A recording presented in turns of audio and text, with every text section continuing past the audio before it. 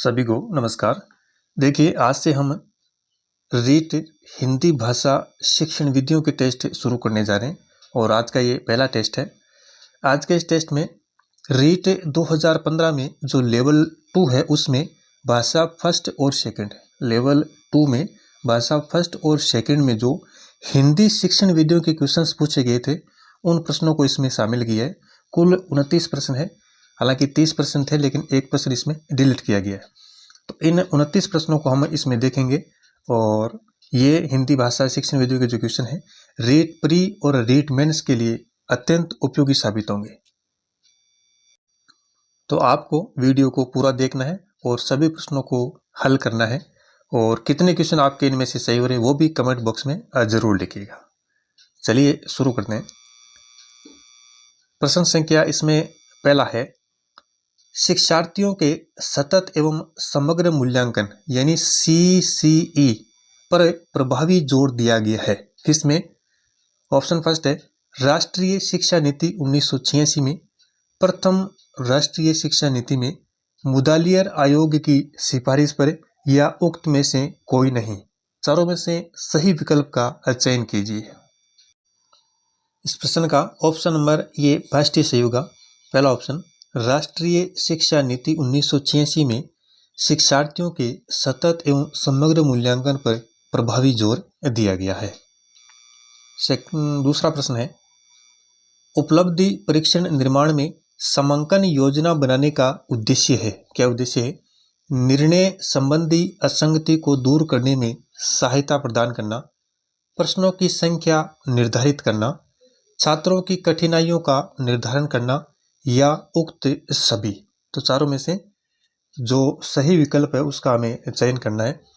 उपलब्धि परीक्षण निर्माण में समांकन योजना बनाने का उद्देश्य है। ऑप्शन चौथा सही होगा इसमें, उपरोक्त सभी। तीसरा प्रश्न देखिए, लिंगवा फोन कैसा शैक्षिक उपकरण है? दृश्य सर्वे या कोई नहीं। लिंगवा फोन कैसा उपकरण है? और इसमें ऑप्शन सेकंड से होगा, दूसरा ऑप्शन, ये सर्वे उपकरण है। चौथा प्रश्न है, शैक्षिक मूल्यांकन के उद्देश्य होते हैं कितने? 5, 7, 3 या 8। शैक्षिक मूल्यांकन के उद्देश्य होते हैं। तीसरा ऑप्शन सही है इसमें, शैक्षिक मूल्यांकन के 3 उद्देश्य होते हैं। कितने उद्देश्य? 3 उद्देश्य। अगला प्रश्न है, पांचवा प्रश्न है, निम्न में से प्रक्षेपित सामग्री नहीं है। प्रक्षेपित सामग्री नहीं है। Film, opaque projection, bulletin board, film खंड। निम्न में से प्रक्षेपित सामग्री नहीं है। थर्ड ऑप्शन इसमें से होगा, बुलेटिन बोर्ड प्रक्षेपित सामग्री नहीं है। प्रश्न संख्या छठा देखिए, छठा क्वेश्चन है इसमें, जिस उद्देश्य के लिए परीक्षण तैयार किया गया है यदि वह उसकी पूर्ति करता है तो वह कहलाएगा। यानी जिस उद्देश्य के लिए परीक्षण तैयार किया गया है अगर वह उसकी पूर्ति कर रहा है तो वह कैसा परीक्षण कहलाएगा? वेद परीक्षण, विश्वसनीयता परीक्षण, वस्तुनिष्ठ परीक्षण या विषयपरक परीक्षण।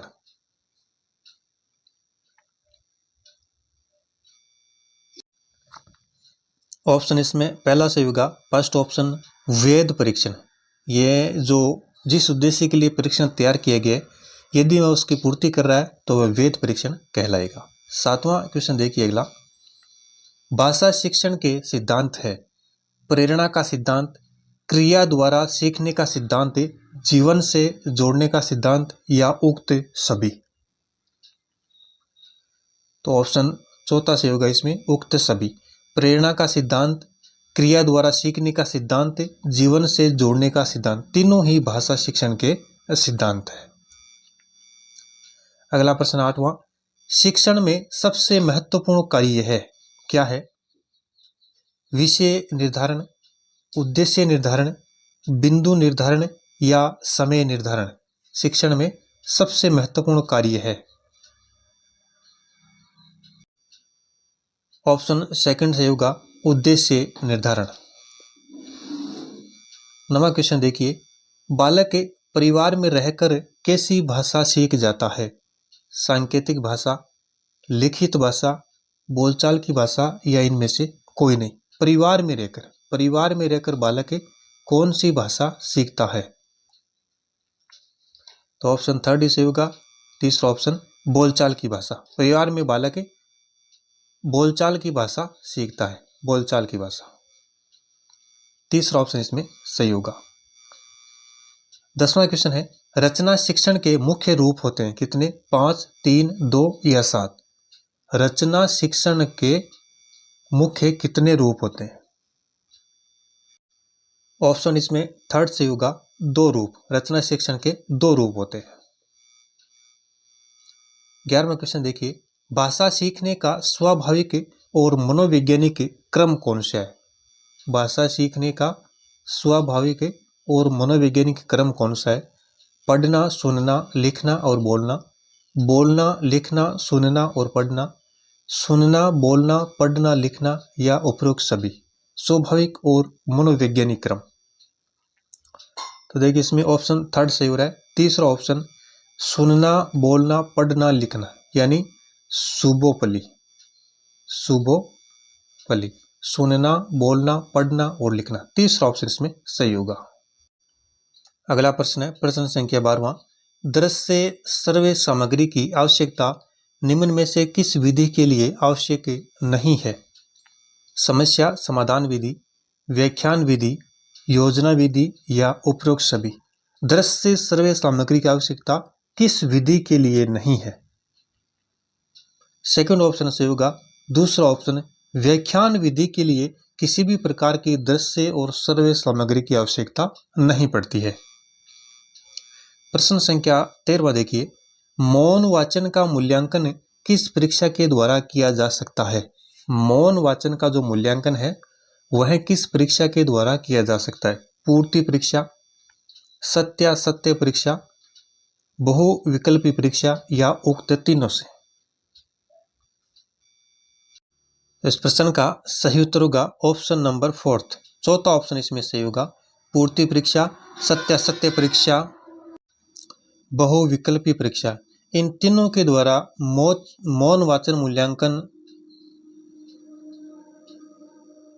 किया जा सकता है। यानी इन तीनों के द्वारा मौन वाचन मूल्यांकन किया जा सकता है। 14वां प्रश्न देखिए, पाठोपरांत मूल्यांकन किसे कहते हैं? पाठ पढ़ाने से पूर्व का, पाठ पढ़ाते समय का, पाठ पढ़ाने के बाद का या घर पर का? ऑप्शन नंबर इसमें थर्ड से होगा। तीसरा ऑप्शन से होगा पाठ पढ़ाने के बाद का जो मूल्यांकन है उसे पाठोपरांत मूल्यांकन कहा जाता है। अगला प्रश्न है 15वां प्रश्न, मौन वाचन से क्या लाभ है? ज्ञान की वृद्धि, अवकाश के समय का सदुपयोग, खरीदी गई किताब का सदुपयोग या शारीरिक वृद्धि? मौन वाचन से क्या लाभ है? तो इसमें देखिए फाइनल आंसर की में अवकाश के समय का सदुपयोग और खरीदी गई किताब का सदुपयोग, दोनों ही ऑप्शन इसमें सही माने गए हैं। नेक्स्ट है प्रश्न संख्या 16वां देखिए। 16वां क्वेश्चन इसमें है, निदान की परीक्षण विधि के प्रकार होते हैं 7, 2, 4 या 8? निदान की परीक्षण विधि के प्रकार कितने होते हैं? सेकंड ऑप्शन इसमें सही होगा। 2 प्रकार होते हैं। कितने? 2 प्रकार। 17वां क्वेश्चन है, उपचारात्मक शिक्षण का उद्देश्य है क्या है? छात्रों की त्रुटियों का पता लगाना, विषय के प्रति रुचि उत्पन्न करना, छात्रों का पिछड़ापन दूर करना या छात्रों की प्रगति का ज्ञान प्राप्त करना? ऑप्शन नंबर इसमें थर्ड सही होगा। तीसरा ऑप्शन छात्रों का पिछड़ापन दूर करना। 18वां क्वेश्चन है, साइलेंट रीडिंग किसकी रचना है? डेचेंट, स्मिथ, ब्राइन या Pinter? Silent reading. Third option से होगा ब्राइन। साइलेंट रीडिंग ब्राइन की रचना है। 19वां क्वेश्चन है, प्रारंभिक बाल्यावस्था में बालक की भाषा सीखता है। प्रारंभिक बाल्यावस्था में बालक भाषा सीखता है किस प्रकार से? निरीक्षण, अनुकरण, श्रवण द्वारा, निरीक्षण, श्रवण, अनुकरण द्वारा, श्रवण, निरीक्षण या अनुकरण द्वारा या श्रवण, अनुकरण, निरीक्षण द्वारा। प्रारंभिक अवस्था में बालक भाषा किस रूप में सीखता है? थर्ड ऑप्शन सही होगा। तीसरा ऑप्शन श्रवण, निरीक्षण और अनुकरण। श्रवण यानी सुनना, निरीक्षण करना और फिर अनुकरण करना। इस प्रकार से इस क्रम में भाषा सीखता है बालक प्रारंभिक अवस्था में। अगला क्वेश्चन है प्रश्न संख्या 20वां। वाक्य की पूर्णता के लिए आवश्यक है। वाक्य की पूर्णता के लिए क्या आवश्यक है? योग्यता, आकांक्षा, आसक्ति या उक्त सभी। तो चौथा ऑप्शन सही होगा। सभी आवश्यक है, योग्यता भी, आकांक्षा भी और आसक्ति भी। 21वां क्वेश्चन देखिए। वाक्य विश्लेषण के शिक्षण हेतु उपयुक्त विधि है। वाक्य के विश्लेषण के शिक्षण हेतु उपयुक्त विधि कौन सी है? आगमन विधि, निगमन विधि, गीत अभिनय विधि या उक्त सभी।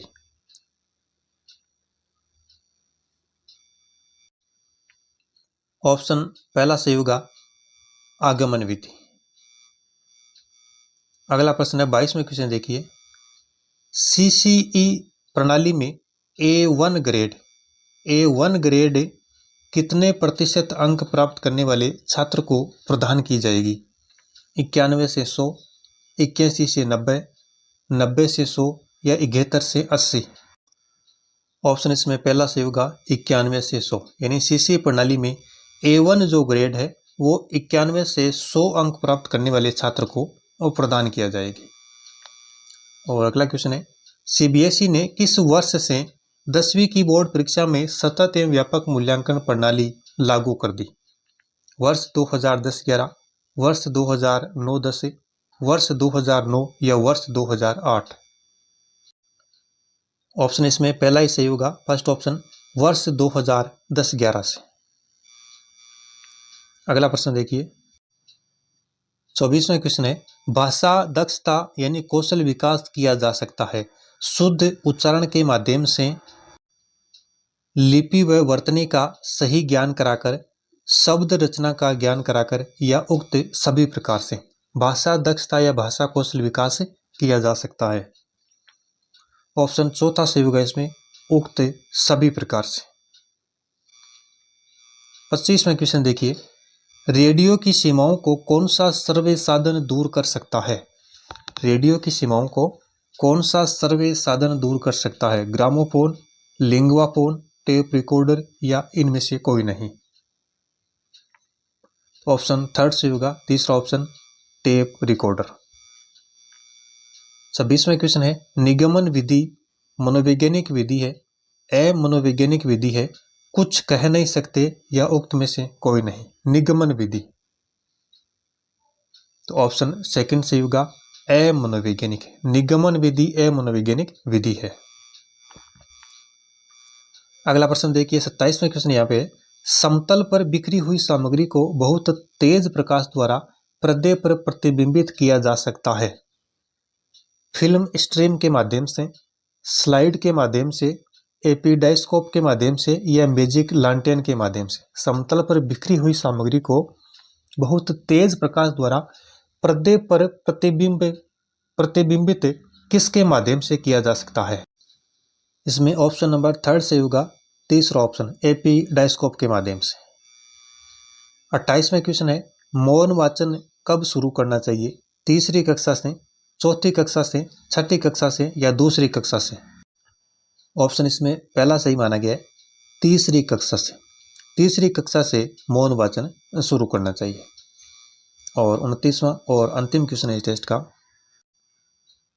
सस्वर वाचन का अभ्यास कराने के लिए सबसे उपयुक्त साधन क्या है?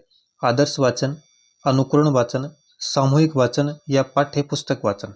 सस्वर वाचन का अभ्यास कराने के लिए सबसे उपयुक्त साधन, तो देखिए इसमें ऑप्शन नंबर थर्ड सही होगा, सामूहिक वाचन। तीसरा ऑप्शन इसमें सही होगा।